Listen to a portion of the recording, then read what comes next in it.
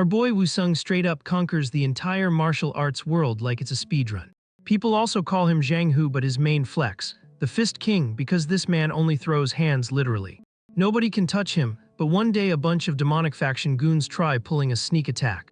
Big mistake, he deletes most of them, leaving only 2 alive. These 2 built different. They don't even care about friendly fire, they'll happily kill their own squad. All just to get what they want, cold-blooded stuff. Their cruelty, plus the creepy insignia on their weapons, instantly exposes who they really are to Wusung. So our guy dashes in, saying he'll finish one off in exactly 10 hits. But plot twist, every strike lands yet somehow avoids the kill points. Why? Because his buddy over there has him strung up in razor-thin threads puppet style.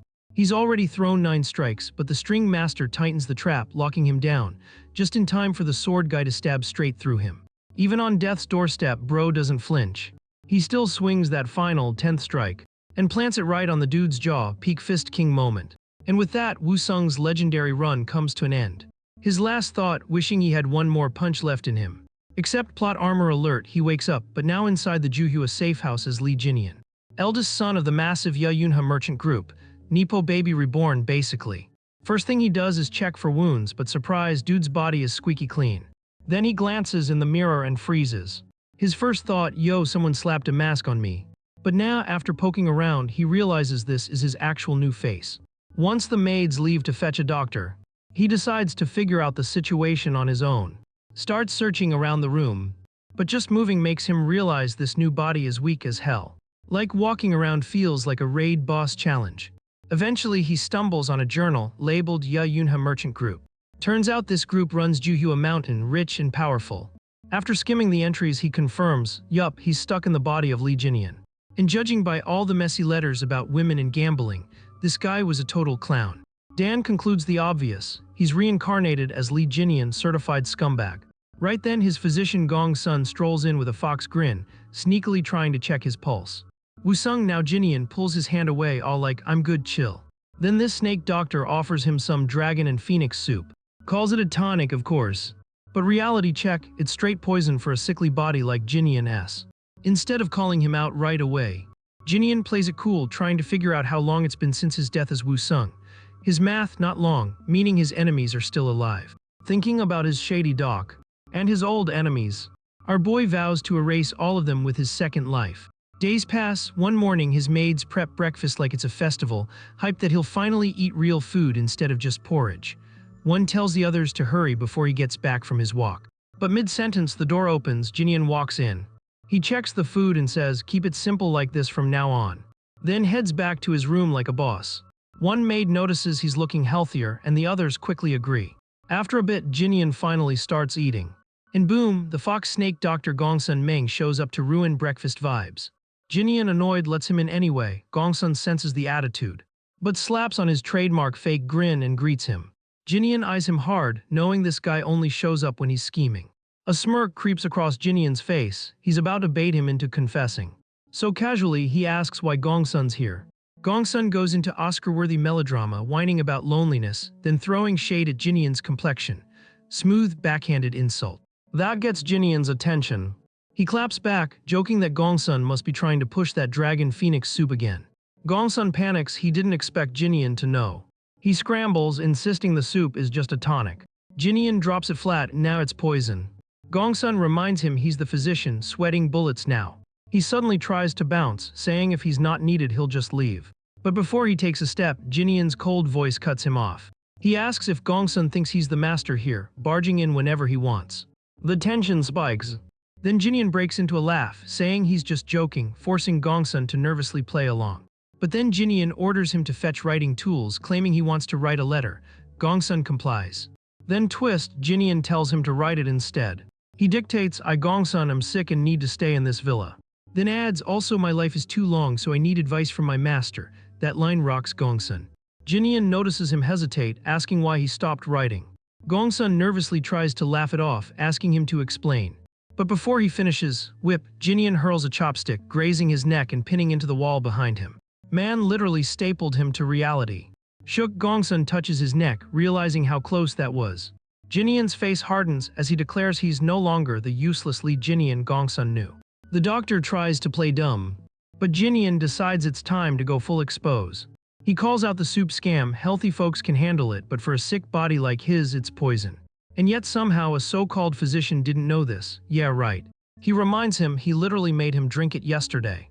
Then this morning he was checking his pulse like a lab rat. And when Jinian told him to just leave the soup on the counter, his face gave away pure killing intent. So Jinian knows there's a bigger mastermind and tells Gongsun to write his master's name. Gongsun first tries to gaslight him, acting wounded, asking how he could suspect such a kind man. Then he drops the act, sneering, eyes full of malice. He mocks Jinian, saying he didn't expect such a brain from a lowlife like him. Jinian realizes the masks are off. Gongsun admits he came to kill him quietly. Worse, he glances at the servants, deciding to kill them too as cover-up. But before he can whip out his poison needle, Jinian blitzes behind him. One clean strike and Gongsun's down. Then Jinian casually goes back to eating like nothing happened. He comments that Gongsun really shouldn't lose focus mid-conversation. Savage. Looking at his bruised fists, he feels pissed. This body is way too fragile. All he needs now is to claw back the insane power he had before. Once he does, he'll be unstoppable, even against the entire Yunhe merchant group if they're behind the hit. And for that, one day he'll have to return and dig deeper into Gongsun's ties. But suddenly, he stumbles and drops into a seat, clutching his head as a splitting headache rips through. Flashes of Gongsun flicker in his mind, and then the full memories of Li Jinyon crash into him all at once. When it finally settles, a single tear slips down. He's just learned the sad truth about the body's original owner. The real Jinian was talentless and average, completely outshined by his second and third brothers who were geniuses in strength and brains. In desperation to stand out, he did the dumbest thing possible, burning money on women, wine, and pleasures, which trashed his health so badly that by the time he realized, there was no fixing it. His family pretended to send him away to recover, but this villa was basically exile.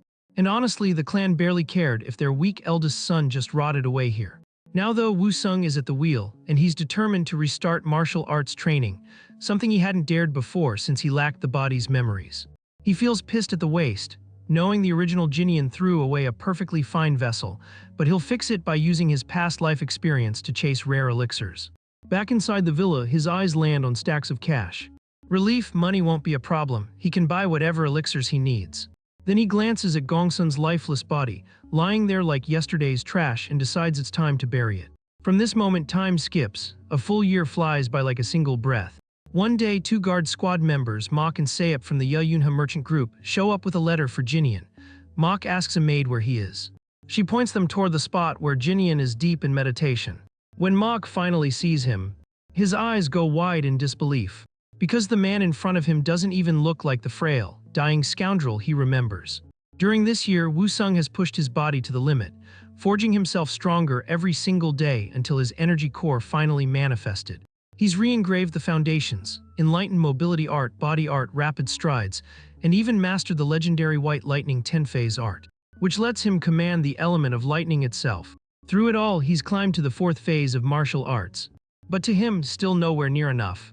His training breaks when Mok nervously greets him, announcing himself. He explains he's brought a letter from the main clan. With calm authority, Jinian tells him to hand it over. Mok, still stunned, can barely process it. Last year this man was coughing blood, now he's radiating strength. Jinian cuts through his daze with a sarcastic jab, reminding him the letter won't deliver itself. Snapping out of it, Mok sits with him as Jinian unfolds the letter. It says his father is gravely ill and bedridden, but no explanation is given why. Mok blurts out his suspicions. It has to be the Yunhe clan, a pack of leeches that constantly demand outrageous protection fees from the Yunhe merchants. And those payments just keep ballooning. He asks if they've done anything to actually earn it. The more he talks, the angrier he gets, ranting how they're useless. He even recalls when the Yunhe group clashed with the little deity sect, and the Yunhes just shrugged, saying they had nothing to do with it. Classic parasites. Mok adds that even the guard captain is powerless, since the Yunhes have Yunhuhu on their side. That name instantly sparks recognition in Jinian. He remembers this man from his Jianghu days, a famous powerhouse. Now it clicks, Yunhuhu is flexing his strength to bully the Yunhe merchants, treating them like weak prey. Jinian decides either Yunhuhu dies or he himself will put this man in his place. Mok is stunned but continues. He explains Jinian's younger brothers recently staged a public sword duel right in front of the clan. Their stupidity enraged their father so badly that the stress literally broke his health. Mok tries to comfort Jinian, saying it's not his fault. But Jinian cuts him off, rising to his feet. He won't sit idle anymore. Mok freezes at the sudden determination. Jinian orders him to hold on to the letter. He'll see everything with his own eyes. Later, when Mok returns to the squad, the first thing he does is spread the shocking news. Lee Jinian has become a martial artist. His comrades burst out laughing. Some joke that if he can do it, then they must all be destined legends. Others say his only talent must be in bed. One cracks that a more believable story would be the vice captain finally getting a girlfriend. Of course, the vice captain Han Yeop overhears this. He suddenly takes interest, wondering if Jinian really regained his health after all. Han declares firmly that Jinian was always built for martial arts. The body itself is gifted. Then he asks when Jinian will return. Mok admits he doesn't know, only that he is coming. Right then, the announcement of Jinian's arrival rings out. Han rallies his squad to greet their young master. They complain, so he sternly reminds them, like him or not, Jinian is their master. Meanwhile, Wusung arrives and finally steps inside, getting his first look at the opulent Yunha Merchant Group palace. Even he's blown away. In his past life he'd only heard the rumors, but now living as Jinian he realizes this isn't just wealth, this is insane money. He waves his maids off to rest, saying he'll visit his father alone. As he walks through the halls, he notices the eerie silence. Not a single person greets him. That changes when a whole line of guards suddenly raise their swords in greeting. Han steps forward, remarking how unrecognizable Jinian looks now. He adds how happy he is to see him healthy. The guards whisper that Han's just brown-nosing. After all, in the past, Jinian mocked Han relentlessly for his loyalty. They brace themselves for another insult. But instead, Jinian shocks everyone. He thanks them, saying it's a pretty grand welcome for someone as troublesome as him. Their stunned faces say it all. Mok quickly pipes up, reminding them he told them Jinian really had changed.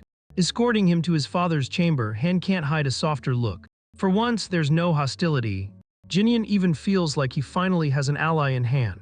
At the chamber doors, Han tells him his father already knows he's here. Jinian nods his thanks. But before they can enter, his youngest brother bursts in. Yaoyan greets him with a sneer, calling him a pervert. Another brother, Yihyun, chimes in, saying he looks like a totally different man. When Jinian dares to glare back, Yaoyan digs his fingers into his shoulder, trying to flex.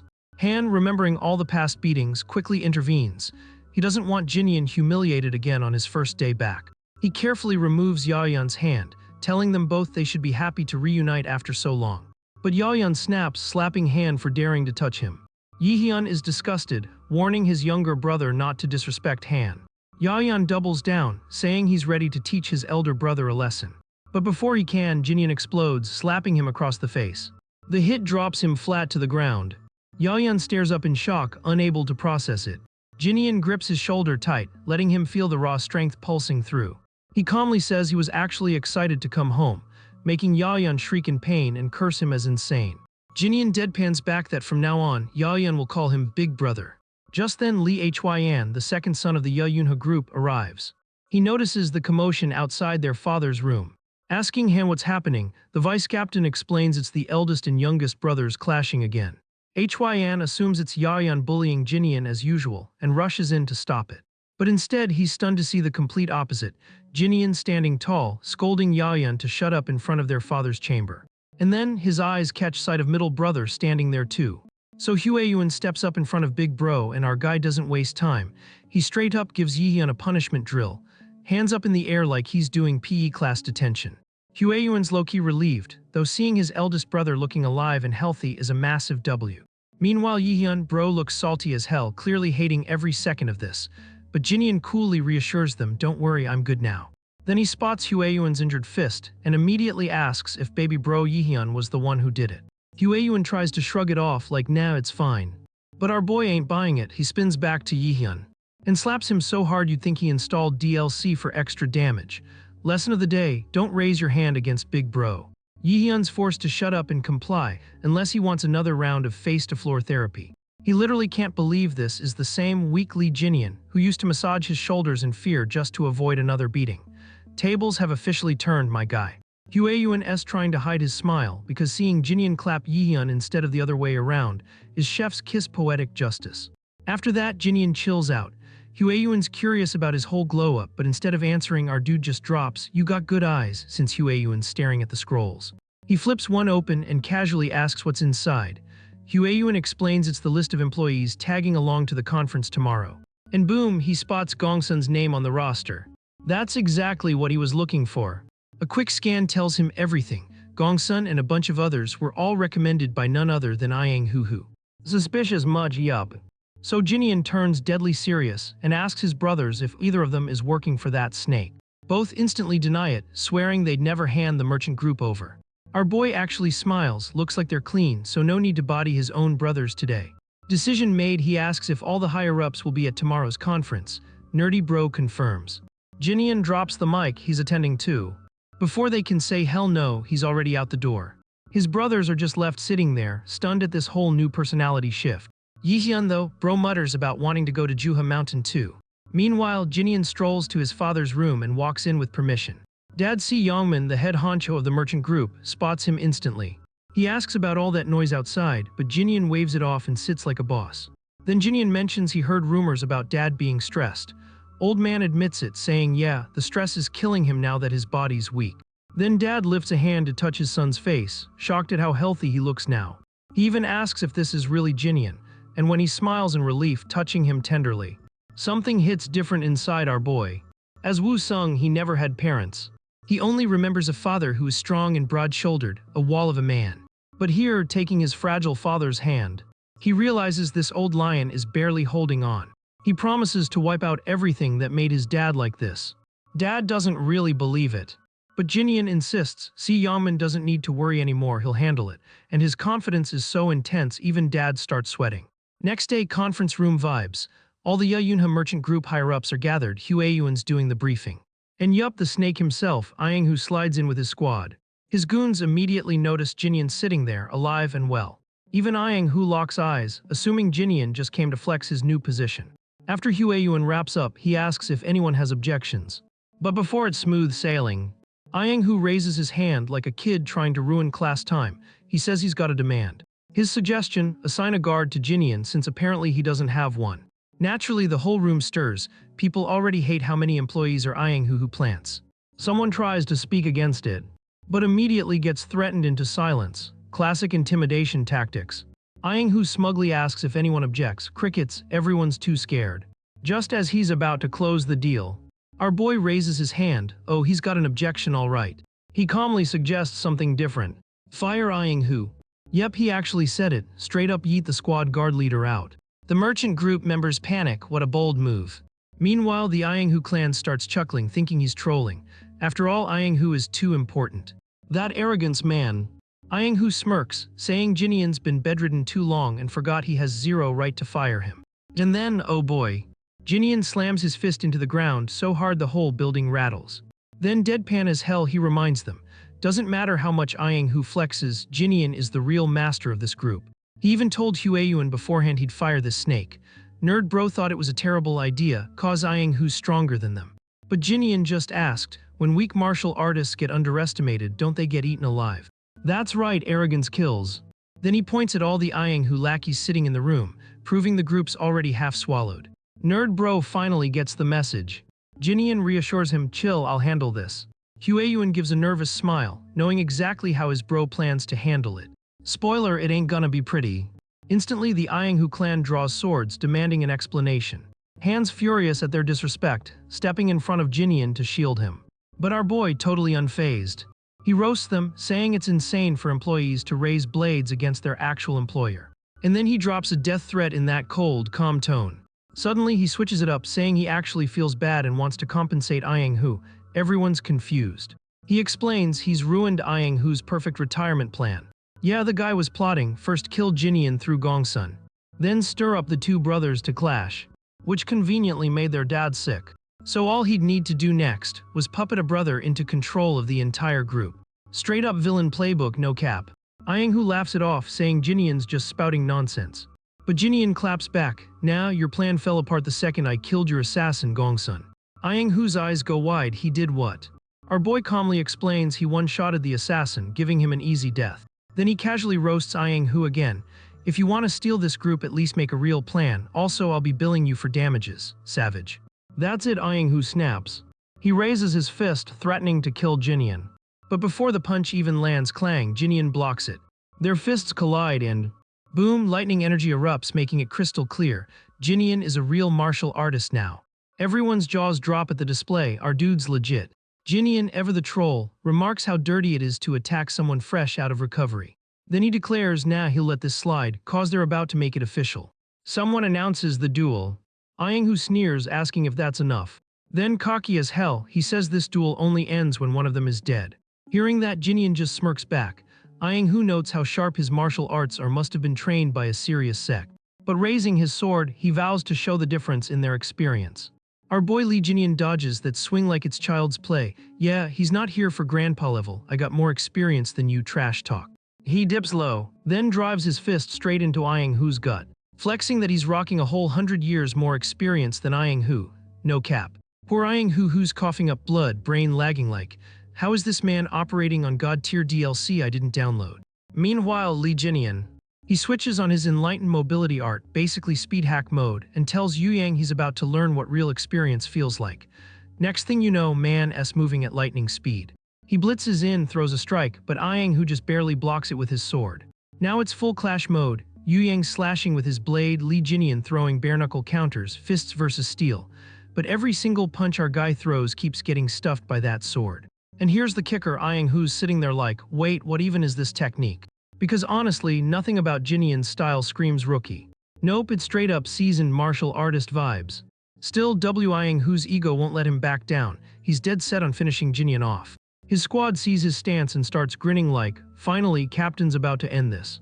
With a flex, who busts out his three-form sword art, big move. But Lee Jinian's faster, he ducks instantly, activates his rapid strike. He moves so quick, who doesn't even register the position swap. Next thing you know, bam, who eats a devastating punch right on the jaw. The impact, yeah, it's not just felt. It's literally visible from the main house. Servants peeking out are like, did we just see that right? Meanwhile, Dad's got this smug that's my boy grin and announces, my eldest has mastered martial arts. Perfect timing, pops. Because Who immediately collapses. His lackeys rush over, panicking. One even dares glare at Lee Jinian. But bro gets shut down instantly with a death threat so cold it could freeze lava. Another subordinate finally admits, nah, the duel was clean, no cheats here. But before dipping, he throws out a petty warning. If this is how Jinian wants to play, the Who clan will mirror that energy against the Yunha merchant group. Translation, revenge arc loading and you can't dodge it. Lee Jinian, man doesn't blink, grudges, please, this ain't his first rodeo. He'll repay whatever he gets, whether it's beef or kindness. Plus, he straight up claims full responsibility for this mess.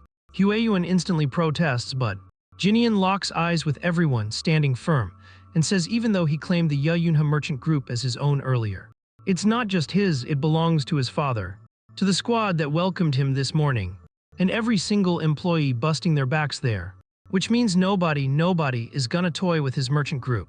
He closes with a mic drop order, leave, you're fired anyway, savage. The whole squad is buzzing, pumped by his words. Everyone except the Who clan. They storm off salty, throwing a good luck fighting us later parting shot. And with that, they bounce. One overexcited employee is about to cheer, but another clamps his mouth shut like, bro, remember, that was an official duel. Another guard adds the reality check. We can't even celebrate, we're the guard squad, and instead of guarding, we just spectated the whole thing. Oof. Jinian, he doesn't even flinch at the chatter. He turns to HWA. Ian and goes, yo, bring me an elixir. I took full responsibility for this, I at least deserve that much. Hueyuan laughs, promising his bro he'll grab the best one, then jokes that Jinian's calendar just filled up, dude's about to be real busy. Not just with guzzling elixirs, but also hiring a brand new guard squad. Jinian casually says he already knows some candidates for the job. Meanwhile, cut to a private room, Ho's hearing the report about Jinian's little duel. His subordinates confirm, yeah boss, it's all true. Actually, our boy already had this all figured out days ago, the second he stepped into the Yuna merchant group. He'd been watching and analyzing the employee patterns the whole time. On his first day just walking somewhere, he suddenly stops and asks Han, you eaten? Casual but deliberate. Han, totally caught off guard by the thoughtful question, says no, hadn't had time to eat since dawn because of work. Lee Jinian glances down the stairs. A few Who clan members are just lollygagging, wasting time in useless conversation. In that instant, he reads the group dynamic. The loyal Yunha merchant group employees grind so hard they can't even grab a meal, while the Who clan members ride easy money, slacking off on the clock with zero real obligations. Han prompts him again, but Lee Jinian's brain is already on the solution. If he fires the Who members on the spot, the group loses security, he'll need people to fill those slots. After thinking it through, he knows exactly where to find perfect replacements for those idle employees. So he heads to a shady gambling den. The kind of spot that screams only criminals and sketchballs hang out. The moment he steps in, a few folks lock eyes on him. Some jab fingers calling him a pushover, surprised to see him after so long. A few even mutter he's been dead for years. They assume he came to gamble and prepare to watch him blow his cash. When he enters the main hall, the guard greets him all excited, thinking Lee Jinian's about to drop a fortune. But this Lee Jinian is the man they remember. With a low-key sharp insult, he warns the guard not to touch him. The guard ends up grumpy. No pleasantries. Lee Jinian orders him to open the door. Inside, Chul Myung-ho, aka the poisonous fox, looks at his ex-friend and remarks that his better health must be from a long recuperation. His buddies Yuk Jinbo and Yuk Myung-ho also give him a nod. Myung-ho smirks and tells them to at least ask after Jinian's well-being since he'd been sick so long.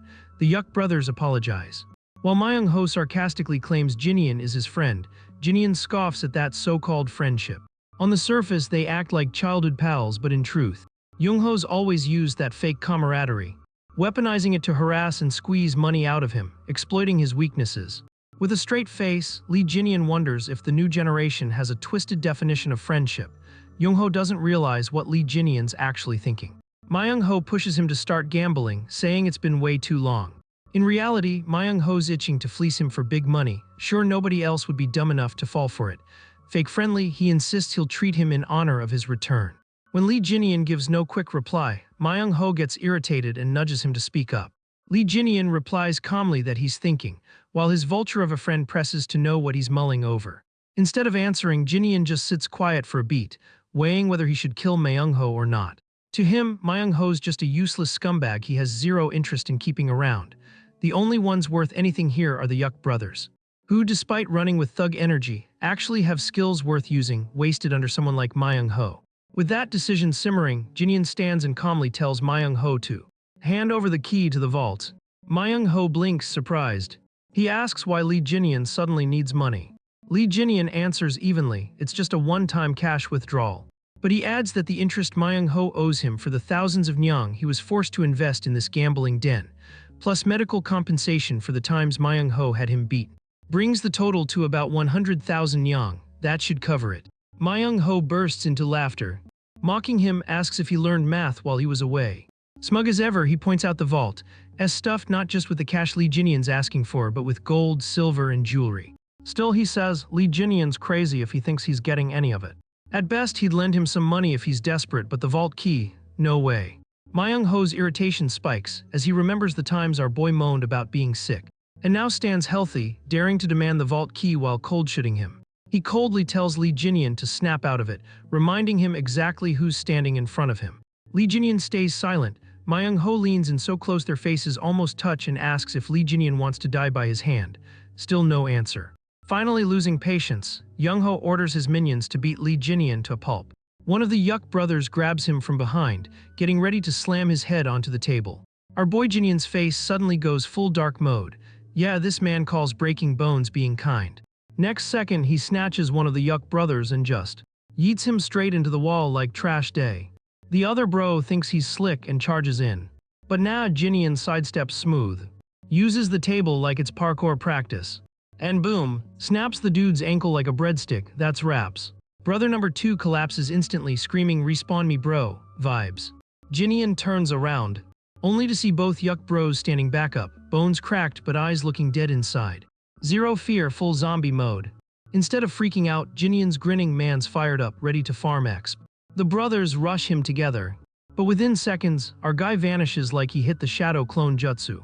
Pops up behind them, speed so broken it needs a nerf. He grabs both heads and slams them together like a busted pair of cymbals. Cold reminder, no more warnings. Play stupid games, win stupid prizes. With the Rowdy Twins code, only one clown left, our coward Myung-ho. Bro's been camping behind them the whole time. Jinian spins around with that sinister "your turn" smile. Myung-ho, sweating bullets, tries acting buddy-buddy, says they should tell his boys about martial arts, all while hiding a hand behind his back. Real sus. Jinian's side-eye game strong, he's calm but suspicious. When he steps closer, Myung-ho panics, whips out a knife and warns him to stay back. He's coping hard, reminding himself it's just Jinian, nothing to fear. Sure, buddy. Then dude charges in, thinking one clean stab will end it. Smirks behind the table like it's bulletproof cover. But Jinian casually kicks the whole table aside. Then one punch shatters it into firewood. Myung-ho's left standing there like a Windows error screen until Jinian grabs his head. Calmly drops the line, counter-strike wins this time. Next instant, Jinian channels lightning straight through his body, Myung-ho shrieking like Pikachu just overloaded him. Outside, a guard mutters, "Yeah, someone's dying today, facts." After that electric beatdown, Myung-ho collapses, sweating buckets. Man's drenched like he just ran a marathon. His lackey's unfazed, telling him to get a grip. Struggling up, eyes burning with humiliation, Myung-ho wonders what Jinian's been cooking while recovering. Maybe all this training was just for revenge. He tries coping again, thinking, I wasn't that bad, right? But now memories slap him. This is payback season. Nervous, he tells Jinian, ask me anything except the vault key. And bingo, that's the line Jinian wanted. He pauses, smirks. Myung-ho quickly backpedals, saying, but hey, we're childhood friends, so Jinian plays along. Myung-ho lights up like he just got saved. He even hugs Jinian, promising no more bullying. Jinian's disgusted, pushes him off like, bro, your sweet talk's making me sick. But Myung-ho won't quit, starts preaching about friendship, even levels him up to big brother. Orders his minions to greet their big bro. They salute, confused but obedient. Inside, though, Myung-ho's scheming. Thinking, this guy used to lick my boots. Soon as I get a chance, I'm out with my guards. Fully convinced he can handle the rest later. Meanwhile, Jinian looks at the twins. Drops wisdom, when I call someone brother, that bonds for life. The Yuck Bros glance at Myung-ho, who rushes them to swear loyalty. Yeah, he's your big bro now. The twins instantly pledge allegiance to Jinian. Myung-ho smiles, thinking things are back under control. Until Jinian goes dark again, ordering them to step aside. He and Myung-ho will decide who's really the big bro. Myung-ho protests hard, but the twins bounce out. Now Myung-ho sweating buckets, clueless about Jinian's true motive. Man-s rattled. Jinian calmly reminds him, he exploited the twins for cash, which ain't it. So now he's taking responsibility for them. Cause the bros are worth way more than money. Myung-ho blows up, accusing him of beating him and stealing his guards. Screams that he might as well just kill him. Jinian shrugs like bet. Kicks him in the jaw on the spot. Coldly praises him, you're doing great. Then treats him like a punching bag. Till Myung-ho realizes, oh crap, this man will kill me. Finally, he mumbles he'll give Jinian what he wants. But Jinian makes him say it out loud. Defeated, he coughs up the vault key deal. Our boy smirks, demanding he beg for his life. Myung-ho tries mocking, asking if he should be more respectful. Jinian instantly throws him aside, bros like, is this man insane? Spoiler, yes. The Yuck brothers catch him, asking if he lost. With no choice, Myung-ho admits defeat and says they now serve Jinian. The humiliation cuts deep, man-s about to cry. For a hot sec, he considers being a decent human, letting the twins live better with the Yunha merchants. But now twins look at each other and say, we ride with Jinian. That sends Myung-ho into another rage spiral. He storms off, muttering about never trusting black-haired people. Now that he's minus the twins, the crowd around him looks hungry for revenge. Security gone, he's cooked. Still, his arrogance flares, screams that he's the poisonous fox, dares them to come at him. And the mob's like, say less. Weapons out, fury loaded. Myung-ho curses his bad luck, bracing for death, but before anyone lands a hit, Jinian steps in, bodyguard mode activated. He clowns the mob, saying they never touched Myung-ho when he was strong, but now want to eat him alive. Weak. Tells them to wait till he's strong enough to fight back. Then orders the Yuck Bros to loot every valuable item in sight. They move fast while Myung-ho just keeps cursing everything, including Jinian himself. Later, they roll up in front of Myung-ho's house. The Yuck Bros actually thank Jinian for saving their ex-boss. That gratitude makes him pause. He remembers the rumors, maybe they were sold to Myung-ho as slaves. Maybe they just followed out of fear. But seeing them still care for him, Jinian smiles quietly, realizing people are way more complicated than they seem. Meanwhile, behind a pillar, someone's lurking, making sure it's really him. And just like that, we're back in the present. But Jihyun, man-s not vibing at all, still whining about how he can't get one chill day until Big Bro comes back. He remembers all the random jewels and money that popped out of the gambling den with the Yuck brothers, and yeah, he's salty. Resentment levels maxed. Then plot twist, a cart rolls in. New supplies, baby. Hueyuan inspects them like TSA, tells the servants to handle carefully, explains the goods are precious and leaves the cart there. Naturally, Yihyun's curiosity kicks in. What's in the mystery box, bro? His eyes sparkle when he spots a 100-year tuber fleece flower, super rare flex. People literally camp at dawn for one. He assumes it's obviously for him. But then Dad steps outside. Hueyuan rushes over, begging him to stay indoors in his sick condition. Meanwhile, Yihyun's brain is running one question: who's Dad giving all that elixir to? He's hopeful maybe, just maybe, he'll snag one. But nope, his face drops the moment he hears it's all for Jinian. Dad explains after the Ianghu clan mess, one elixir won't cut it. And besides, compared to all the money they blew on Ianghu and that little deity sect, this ain't much. So he hit up every branch head and big name in the elixir biz, begging for top-shelf stock. They agreed, since all their profits are tied together anyway. Big Bro Han supports the decision, confident Jinian will be a GOAT martial artist. Dad thanks him, ignoring baby boy Yihyun sulking like a Fortnite kid who just lost his skins. Pops declares this is finally the perfect way to spend all the money he's grinded for his whole life. Yihyun absolutely furious. He steps right in Dad's way, demanding his own elixir. Dad stares, then calmly asks if he even needs one, savage. That's the last straw. Yihyun hears nothing but praise Jinian 24/7. He's convinced it's straight-up favoritism. Still can't comprehend why this guy Jinian keeps hogging the spotlight. And his answer comes not with words but with action. Jinian flashes past him at lightning speed, knocking Yihyun flat while dragging a massive boulder on his back like he's farming weights. Bro stares at that sweat-drenched determination. Conclusion: Jinian already had the build and the confidence, but now he's grinding hard too. That's scary. Yihyun flops back on the ground with a sigh. He glances thoughtfully at his sword like, should I try? Inspired by Big Bro's grind, he starts practicing sword arts on a dummy. He recalls the slick move Jinian used on Ianghu in their duel. After a while, frustration hits. He can't replicate Jinian's skill, curses him under his breath. And boom, speak of the devil, Jinian pops up out of nowhere, jump-scaring Lil Bro. Nervous, Yihyun asks how his walk went. Jinian shrugs, says he's done. Realizing what Lil Bro's doing, he hands him his sword, tells him to practice Ianghu's move, even throws in some praise. Yihyun's embarrassed. Big Bro's been watching his whole training session. But he takes the sword anyway, charges the dummy with determination. He feels hyped until Jinian casually calls it sloppy, confidence shattered. Yihyun snaps back, salty at the insult. Next second, Jinian's fist comes flying. Yihyun barely blocks it with his sword. Jinian explains how he shut down Ianghu's feint. Close distance forced him onto pure defense. He's literally explaining mid-spar while still kicking at Lil Bro. Yihyun pleads, can't we just talk? Nope, Jinian's in full training mode. With no choice, Yihyun grips his sword and charges in. But suddenly, Jinian vanishes. Ambushes him from behind, reminding him that people only show real power when cornered. He draws back his fist, but stops right before impact. Yihyun stumbles back, scared he was about to die. Bro's visibly shaking. Jinian lectures, stabbing has a lower success rate than slashing. Ianghu used a one-hit kill move, trying a three-form sword style. That technique is deadly, so Jinian carefully measured his speed to counter, otherwise GG. Raising his sword, Jinian recalls that match against Ianghu. If he'd had his past life body's full power, Ianghu would have been done before even unsheathing. But right now, he's not even at 25% of what he was as the Fist King, so nah, this win isn't worth celebrating. His mind shifts to those demonic assassins.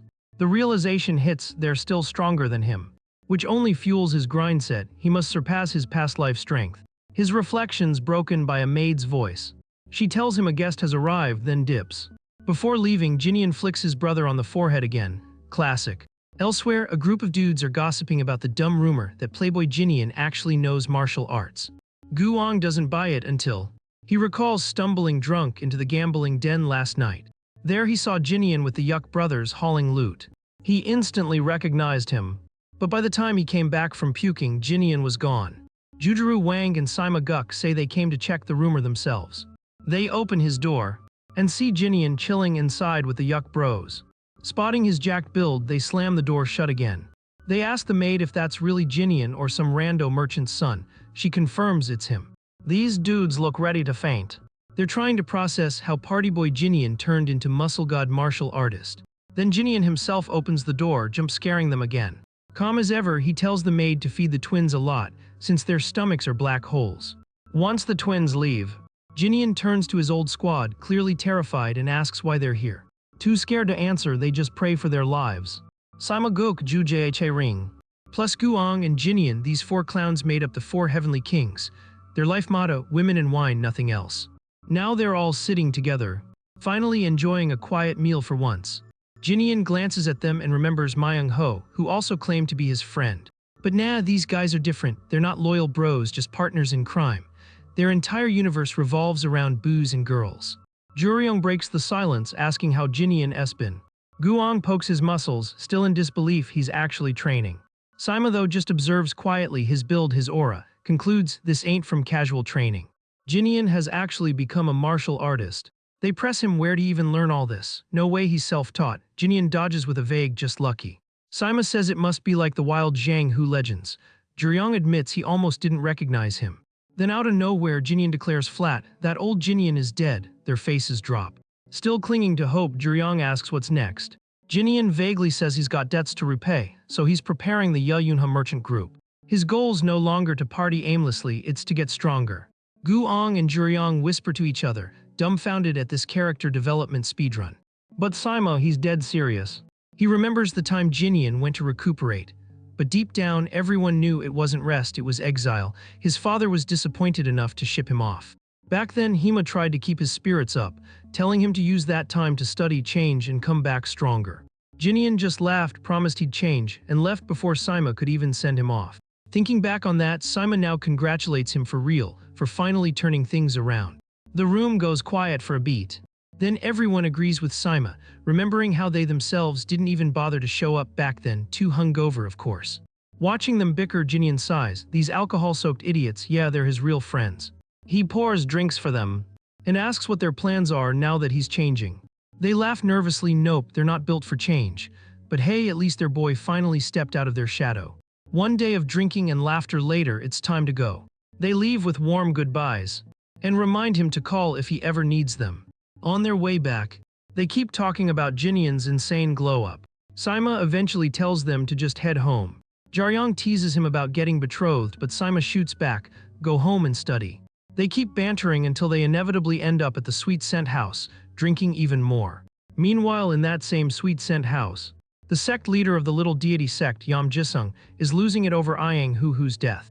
Clan members retell the duel with Jinian blow by blow. When asked what weapon Jinian used, they say nothing. The ex-Fist King only used his fists. That makes the sect leader's face darken instantly.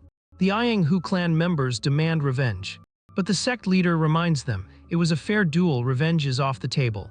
One hothead protests, saying the leader was supposed to be Yang Hu's friend. He should honor that. Yam Jisung snaps, he owes nothing to a dead man. Then he orders them to take the body away. He even apologizes to his escort for the hassle. After that, his thoughts drift. Another problem, the Yunha merchant group refusing to pay tax. Without Yang Hu as their trump card, they've lost their leverage. A subordinate points out, if the Yunha group won't pay, that means they don't even recognize the sect's authority anymore. The leader agrees. The subordinate asks if he's going to kill them. Yam Jisung shakes his head, they're not some street thugs. The subordinate presses, then what, just let them go. Before he can answer, he notices 3 of Jinian's friends nearby, still chatting about his transformation. He makes sure they hear him as he passes. Loud enough, he muses about how much wealth Jinian and his father must be holding. Sima catches that bait instantly. He bolts back to warn Jinian. Jinian just yawns. Sima insists these guys could strike any time. Especially now, since their guard squad's gone after Yang Hu was eliminated. But Jinian's already thinking about the little deity sect. Mok already gave him the intel. He asks Sima where they are. Sima says in their base. Jinian hands him a robe, put this on. His friend obeys, still asking where exactly. Jinian says the guard squad's warehouse. When Sima realizes Jinian plans to march straight to the sect's base, he freaks. Bro, it's just us two, no plan, no backup.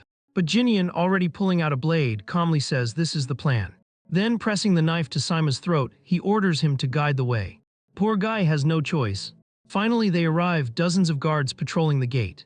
At the entrance, Sima reminds him he's useless in a fight. Jinian tells him to go home, he's going in solo. Sima looks crushed.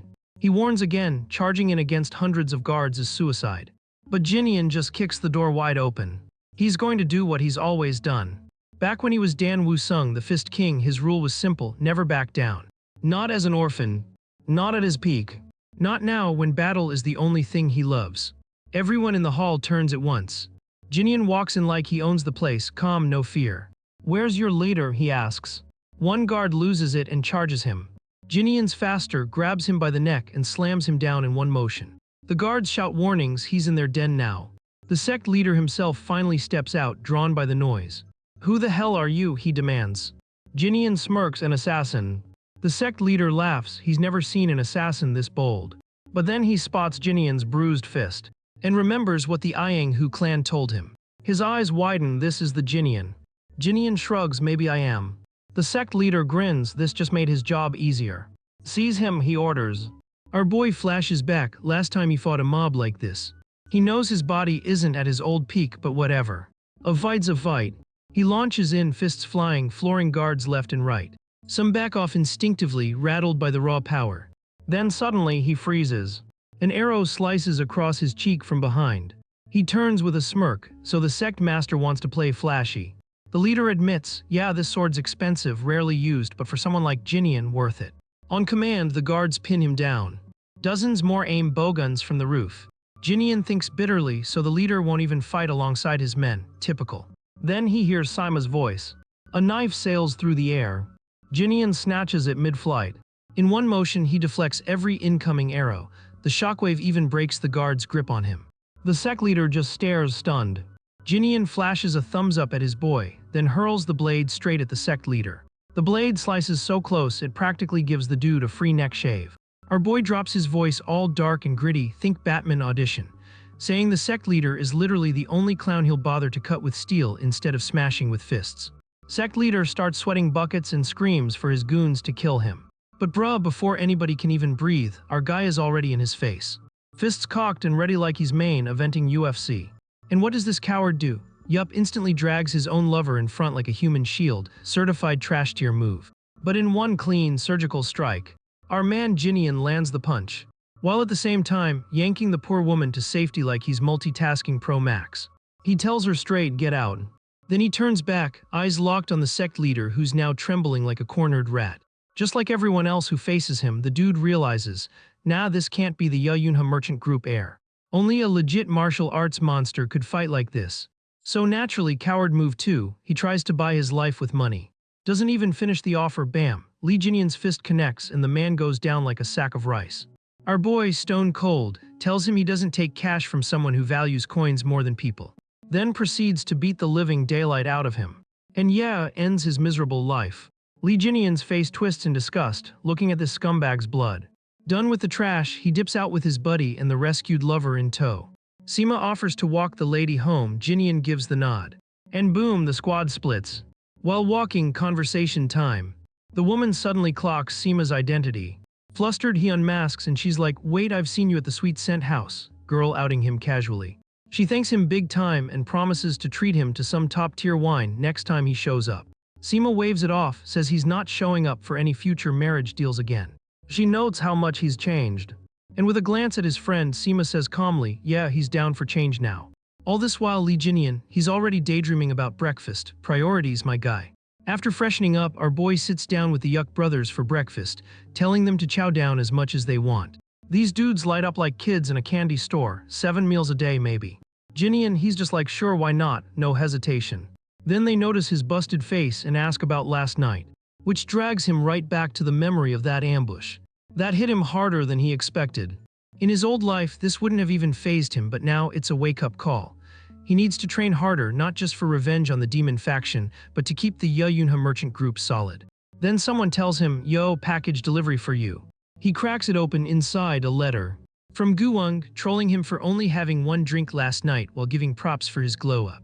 Turns out Guwang was supposed to drop something off on Dad's orders but forgot, classic friend energy, so he's mailing it now. Ends the note with a stay strong for the scoundrel gang send-off. Li Jinian pops open the box. Inside, several tuber fleece flower roots aged like 500 years. Dude's jaw drops. These herbs are so op they can boost his lightning 10 phase art to phase 5. Then another pouch, another box. Letter inside says it's from the Taeho Merchant Group to his dad, a friendship token.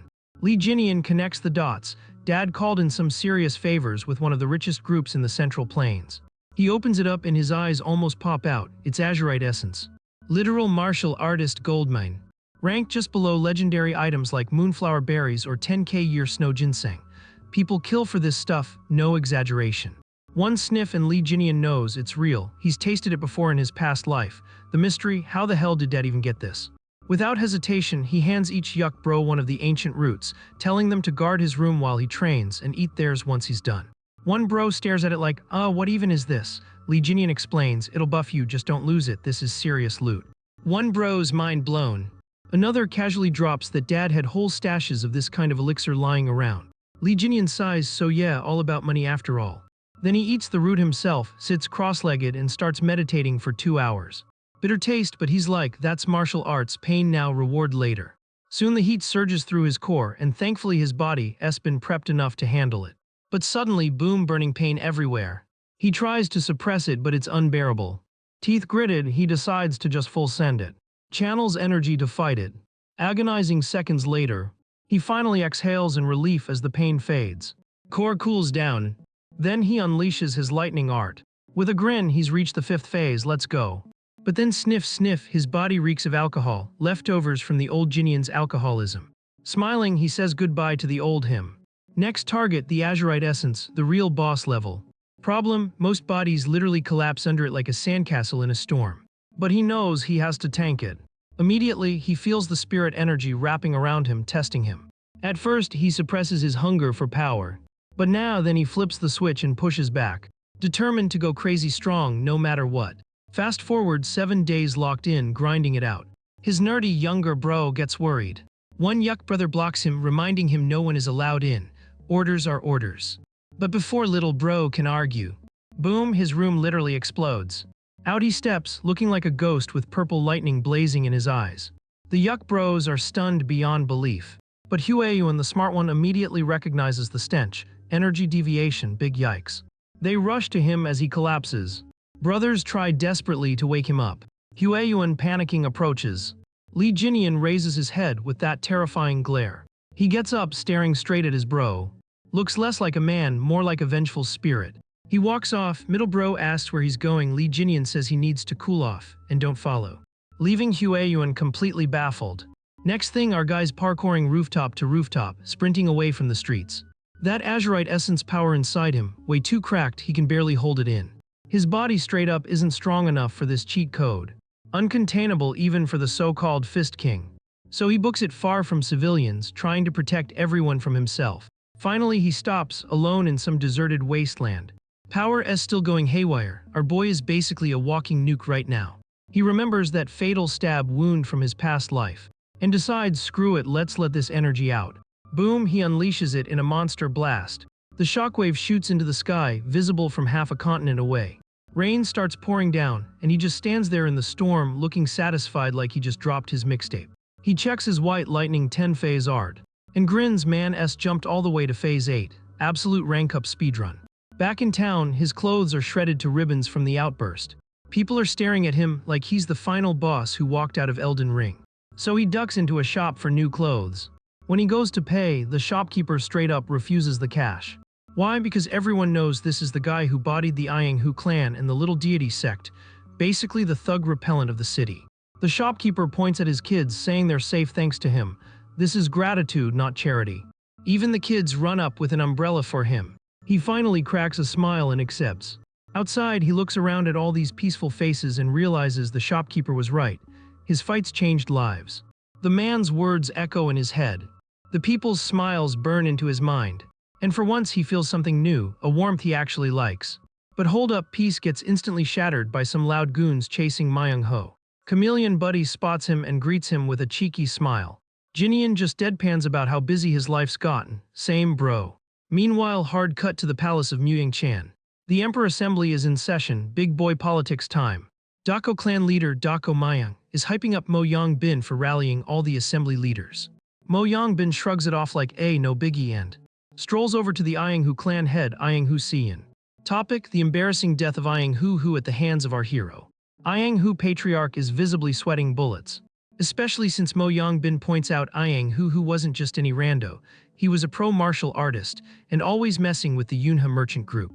Cue laughter from the Namgong clan leader, and the assembly head dude was one of the strongest and still lost to a merchant kid. Comedy gold. Patriarch tries damage control, saying Ianghu was already exiled. But then darkly vows to make Jinian learn Ianghu clan supremacy. Petty energy. Back on our boy, he and his egotistical buddy Myung-ho are now being chased by the Crimson Reaper Alliance. Why? Because Myung-ho snitched on their downtown scams. Turns out they stole auction books from him. He even shows off his bruised hands and jokes that yeah, he can hear them loud and clear. Jinian, completely calm, tells the goons, "Return my boy once his hands are healed," like he's filing a loan receipt. Everyone mocks him thinking he's insane. But when he doesn't even flinch, they start to realize this aura ain't normal. Dude radiates menace. Still, hothead's gonna hothead, they prep to throw hands. One punk steps up asking if Lee Jinian really knows who they are, about to drop a big threat. But he doesn't even finish before Lee Jinian casually flicks him into a wall like a baseball. Man's airborne. The gang is shook. Lee Jinian, unfazed, tells them to scram because he's hungry. "If you don't leave, I might kill you out of hunger. Come back later for your beating." Savage. Crimson Reapers finally get the memo and dip. Then Myung-ho, with audacity levels maxed, asks him to buy noodles. Complains that last time he almost died starving after Lee Jinian beat him up. Bro, priorities. Lee Jinian tells him to shut it and just ask properly, then drags him to Jinpyong's noodle joint. Myung-ho finally gets a full meal and beams like it's Christmas. But then he notices something off. Lee Jinian and crew, who used to eat like birds, are now wolfing down food like starving wolves. He orders 4 extra bowls just to keep up. Conversation shifts. Lee Jinian mentions the Yuk twins are fine, training at his place. Myung-ho groans about their bottomless stomachs draining his wallet whenever they're with him. Lee Jinian shrugs, reminds him he's rich enough. Myung-ho snaps back that Lee Jinian loots his cash anyway. Then talk turns serious. Myung-ho asks about Lee Jinian's martial arts secrets. Says he wants to crush the Crimson Reapers, and martial arts might actually help. He spills tea on their leader, hundreds of lackeys at his disposal. They swarm, fights with numbers, then flee when it's rough. Jinian straight up offers to train him. And Myung-ho shockingly says yes. He swears he'll follow instructions. After all, he is the poisonous fox. Next second, Lee Jinian flips the script, demanding Myung-ho bow to him. Man is embarrassed, but he bows, then stands up grumbling that Lee Jinian better teach him properly after this humiliation. Lee Jinian whips out an umbrella, demonstrates a sword wrist swing with it, smooth. Myung-ho is furious. He just bowed and now this clown's teaching umbrella swings. But before he can rage whack, he gets hit by the same umbrella. Lee Jinian orders him to hold it and copy the motion exactly. Says he has to do it hundreds of thousands of times before coming back. No shortcuts. Myung-ho hesitates, bro's arms already crying at the thought. Lee Jinian taunts him, if he can't even do this, forget martial arts. Myung-ho's still unsure, so Lee Jinian grabs his collar for a reality check. Reminds him killing isn't child's play. This umbrella drill will train his arms until he can wreck Crimson Reaper thugs with just a wooden sword. Meanwhile, he's been running from them like a scared rabbit. Deadpan Lee Jinian says, "If you're that pitiful, just die." Brutal. Myung-ho, sweating, insists he doesn't want to die.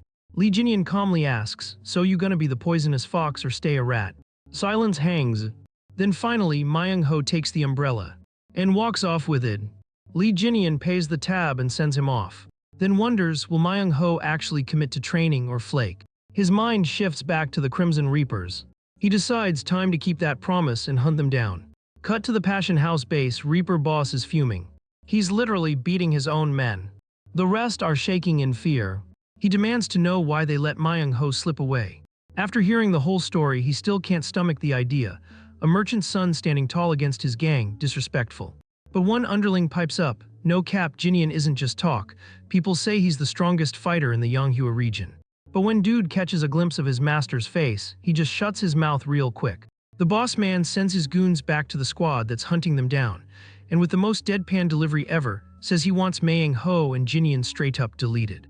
Meanwhile, our boy is busy grinding lore points about the Crimson Reaper Alliance and its scary as hell leader. One of the Yuk brothers fills him in. Apparently, this gang's entire brand is ripping their enemies apart like it's Mortal Kombat. They've already clapped big shot leaders from sects like Napio Horn, and the list goes on. After every kill, they absorb the leftovers of those sects, stacking factions in the whole Yukon region like they're building an evil empire. The result, every single shop, stall, and side hustle in Yukon is paying tribute cash, whether you sell swords or soup. And guess what? They're targeting Myung-ho for the same extortion scheme. Jinian adds that these clowns even hijacked his old buddy's auction house. The Yuk bros nod like, yeah, that's totally their MO. After hearing all this, our guy knows he's got no choice. If he doesn't deal with the gang now, his merchant group is gonna get dragged into the mud once they figure out who he really is.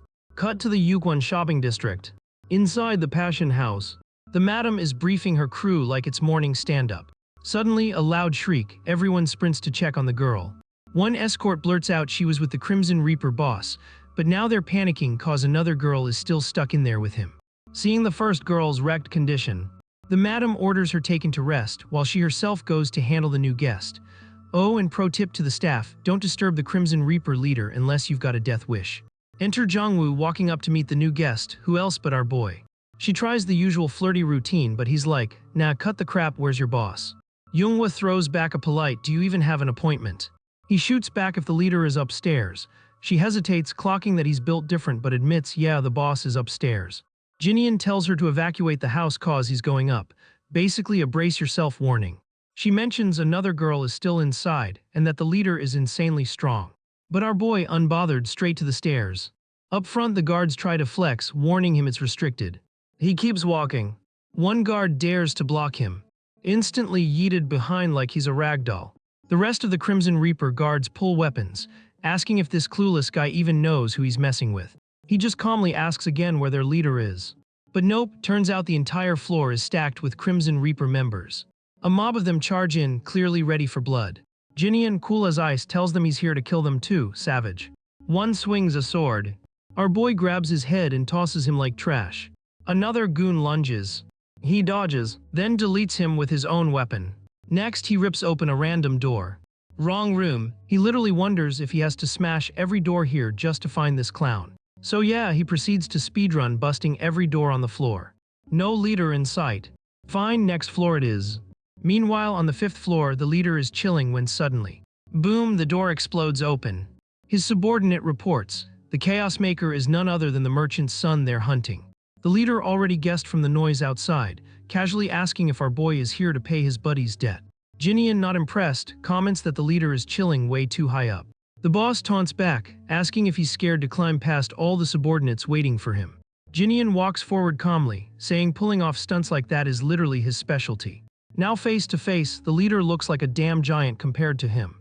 Giant grins, boasting his specialty is looking down on people. One glance at his smug face, Jinian knows this is just another dime a dozen underworld punk. Which makes it easier, zero guilt about smashing him. Then he spots a girl behind the leader bleeding out. Leader follows his gaze, smirks, and says he couldn't control his strength. That's it, our boy is raging now. No conscience, no soul, this guy's trash. Jinian tells him to release the girl, already cooking up ways to end him. The leader notices the fire in his eyes, mocking that everyone who tries to kill him looks like that and they all fail. Meanwhile, chaos outside, people are running for their lives. Someone yells that a lunatic is tearing through Passion House. Turns out the lunatic is not Jinian, but his so-called childhood friend, umbrella in hand, swinging it around and scattering folks like bowling pins. He's officially logged 2,874 swings. But he's still salty, nowhere near his 100,000 swing grind, so he resets the counter. Then boom, a huge explosion shakes the place. He pauses mid-swing, glancing back, wondering if this is his boy's doing. Back inside, Jinian kicks the leader so hard, dude flies out the building, busting through the wall. Our guy doesn't just watch, he jumps out after him, landing like a superhero right in front of the leader. Beaten but not broken, the Crimson Reaper boss gets up, grabbing a weapon. Fully charged, he hurls it at Jinian. Our boy dodges midair like it's an anime intro. He tries again. This time, Jinian calmly snags the chain. The hilt is still in the leader's grip. The leader realizes this kid's strength is actually on par with his. So he drops the weapon and lunges in, planning to finish Jinian with the rebound. He's convinced there's no way our guy blocks this. But Jinian instantly recognizes the move, Meteor Hammer Fist technique. The boss underestimated him, bro's literally a fist king, he blocks it easy. Then cracks him in the gut with a monster punch. The leader screams, clutching his stomach. He finally admits Jinian's style is pure fist mastery and gears up to throw hands for real.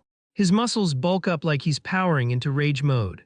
But calm as ever, Jinian just grabs his neck and slams him into the ground like it's nothing.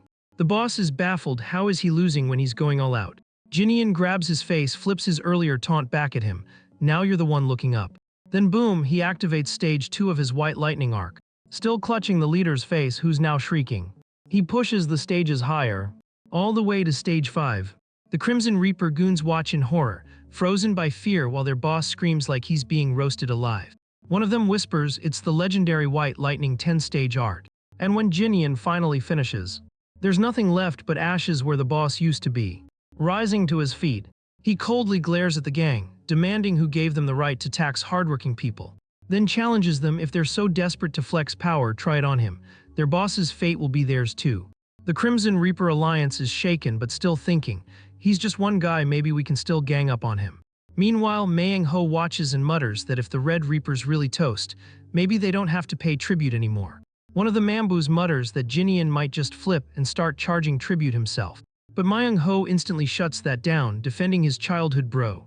He knows Jinian's already stacked, money's not something he'd ever stoop that low for. Instead, he just keeps grinding umbrella swings, which makes some random passerby whisper, "This dude's insane." But Mayang-ho swings on anyway. Mid-swing, he recalls when Jinian once asked him if he really wanted to live like a rat, or a poisonous fox like he always claimed to be. Deep down, he knows everyone has that spark inside, and it's on him to nurture his own. He gets that his friend's obsession with strength borders on madness, but then he freezes. Watching Jinian demolish Crimson Reaper goons, he shouts out that he's not a rat, he's the poisonous fox. Meanwhile, after wiping out the entire Crimson Reaper crew, Jinian doesn't even wash off the blood before his nerdy brother barges into his room. He tries to play it off, claiming he was just out for drinks, but his middle brother clearly came for advice. The concerned one still wants answers about the blood. Jinian reassures him it's not his, which the brother already guessed. Finally, Huyen gets to the point. He wants to send gifts of gratitude to merchant groups that supplied them with rare elixirs. First up, Taeho Merchant Group, but he needs to know how valuable their medicine really was. Jinian remembers they're the ones who sent the azurite essence. He replies it's priceless, way beyond anything he could ever measure. His brother is left stunned, unable to imagine how to repay that. Jinian says sending goods or cash won't cut it. Instead, he suggests something bigger, forming a merchant alliance. He explains that aside from big names like Taeho, there are smaller outfits like West Escort that have no real protection. An alliance could safeguard them while also serving as repayment. Huyen hesitates, thinking it's too ambitious. Jinian advises starting small, just Taeho and Westwind Escort for now. Nerdbro's already in planner mode, asking about fees and rules. Jinian says keep it free and simple. His brother asks what the alliance's purpose should be. Jinian recalls what the Escort rep once told him. Back when he drove out two gangs, they'd asked for his protection. So he declares the Alliance's mission, protect merchants' lives. Plus, set up a proper communication line so they can call him when things go south. His brother raises a concern, what if even huge groups like Taeho face threats? Like say if the Jianghu underworld comes after them, what then? Jinian answers firmly he'll handle those matters personally. That makes his brother uneasy. But Jinian reminds him, since those merchants gave him medicine that made him this strong, this is the least he can do in return. Next problem, what to name the alliance. Huyen suggests Great Merchant Alliance. Jinian vetoes it, saying it sounds too much like the Crimson Reaper Alliance. Instead, he dubs it the Great Merchant Association. At this point, Huyen sighs, mentioning how his workload skyrocketed ever since his scoundrel brother returned. Jinian apologizes. But Huyen just smiles, saying busy merchants are better off anyway. Right then, a subordinate runs in panicked. He yells that a new problem just dropped. Turns out, Lord Iang-hu and his disciples have personally arrived. Sure enough, they're already sitting in the main hall. Iang-hu is still seething over the humiliation he suffered back at the Rulers' Association. He tells his disciples each will fight Jinian in turn. He wants him to die slowly, painfully. One win won't restore their family's honor, after all.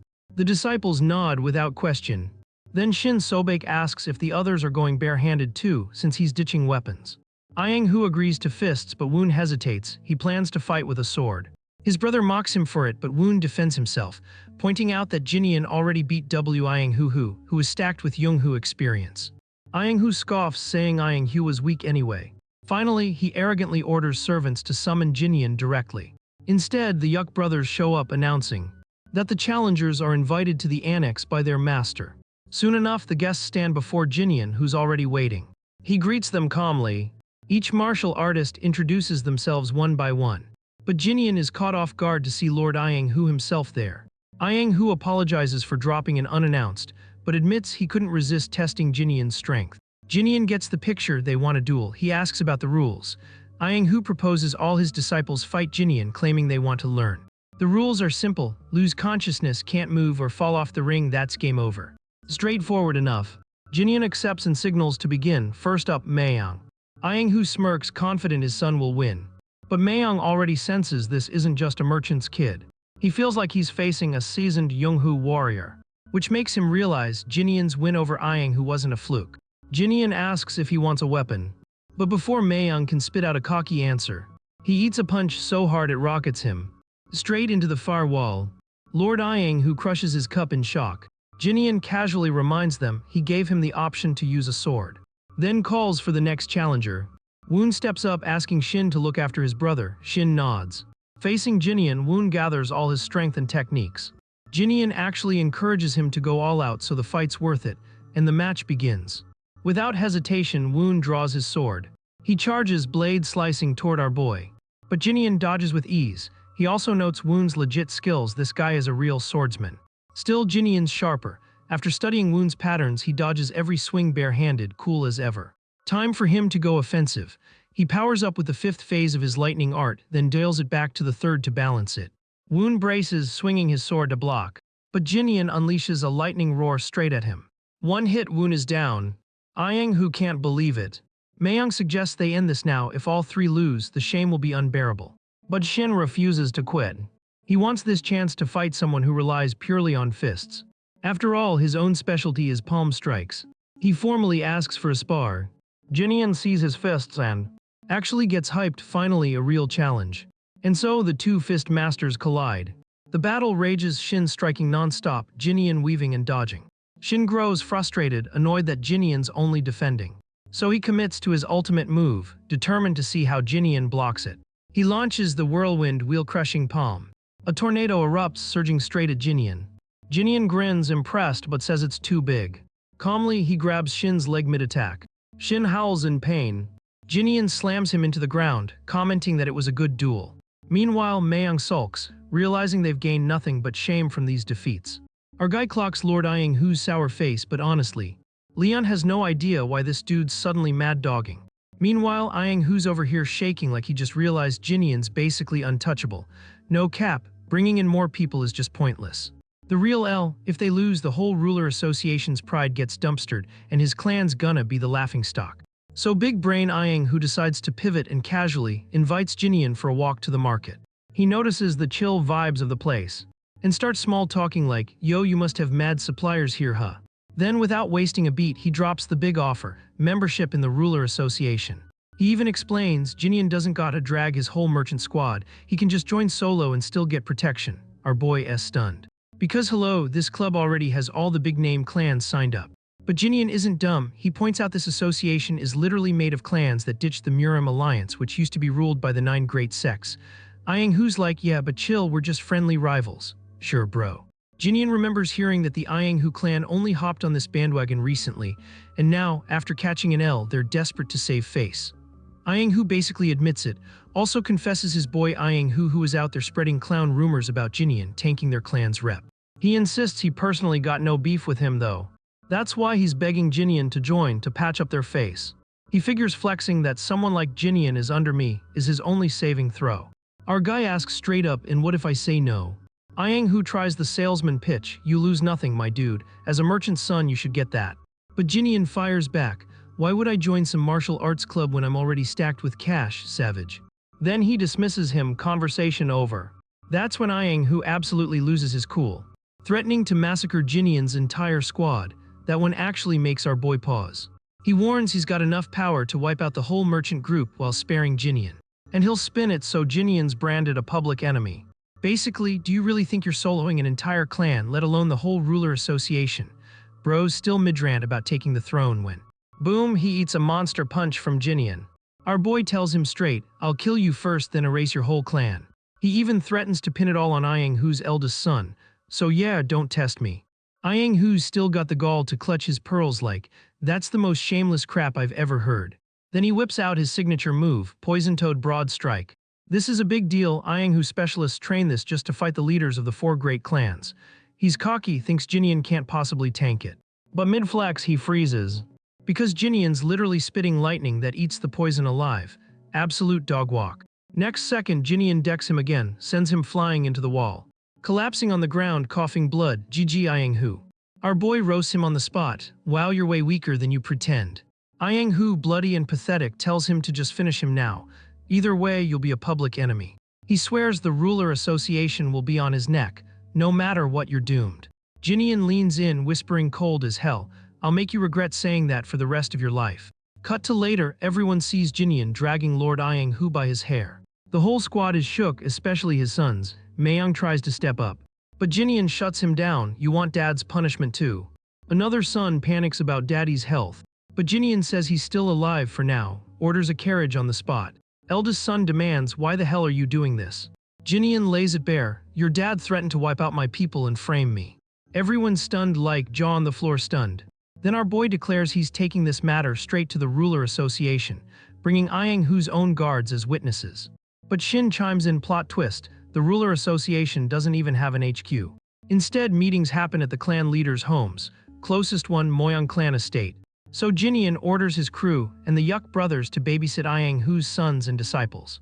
Then tells his middle brother to file a report with the Murim Alliance about today's madness. Squad packs up for the Moyang estate.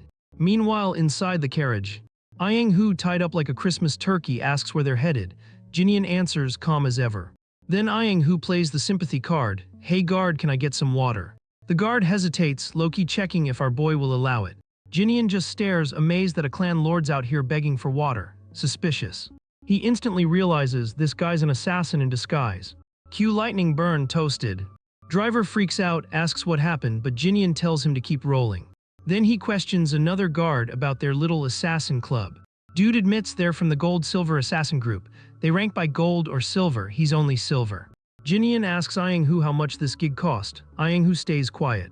So our boy threatens to break him apart. Yang-hu folds, says he paid 800 nyang, way above standard. Jinian claps back, "It wasn't worth it, bro." Because the plan was to let the assassin group kill him after wiping his people. That's how clans keep their hands clean, higher than erase the assassins. Basically, his life's only worth 800 nyang. Brutal math. Jinian even throws shade at the assassin. "Train harder, maybe your life will be worth more." Then he goes darker, "Anyone who kills for cash ain't even human." And he sarcastically claps for the assassin's so-called purpose. He casually points out of their 3 assassins, one's injured, one's dead. Do the math. Finally, they roll up to the Moyang estate. Everyone there recognizes Yang-hu immediately, double take when they see him dragged in like trash. Enter Moyang Bin, clan leader.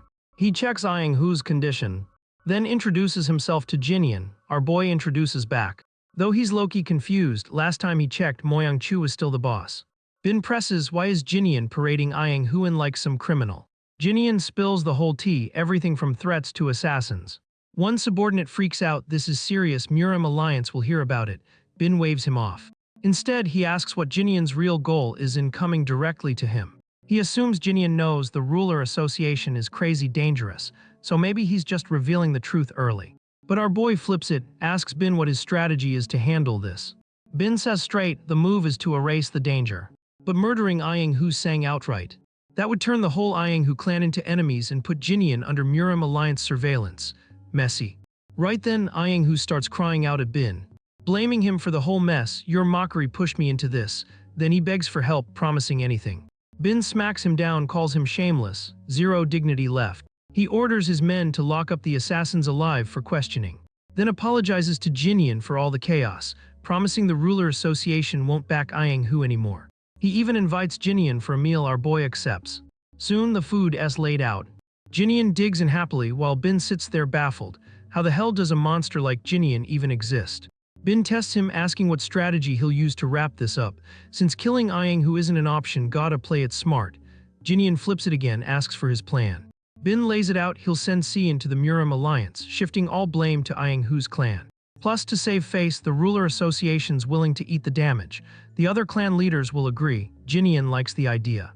Then he asks if former clan boss Moyang Chu ever did the golden basin hand washing retirement ritual. Bin chuckles, Jinian's a little late on his Yung-hu world gossip. Turns out Bin drops the bomb, his dad's been missing for a whole year. So yeah, he basically had to step up and take the role by default.